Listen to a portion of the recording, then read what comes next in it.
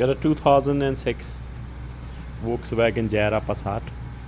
I think it's a 1.9 TDI. So replacing a starter is quite easy. So you just remove this this hose for the turbocharge. Put it on the side and remove the belt. Use a 60 mm wrench.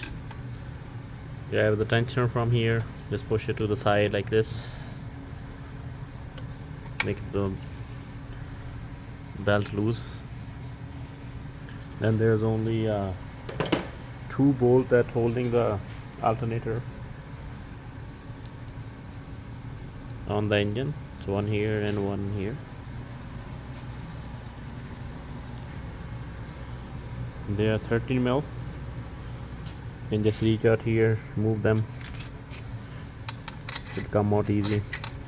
And there's also one plug at the back and one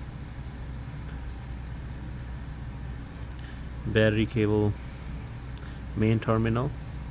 This is I think a 13 mm as well. Move these, it should come out easy.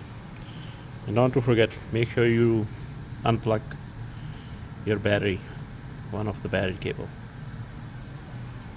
Thank you for watching.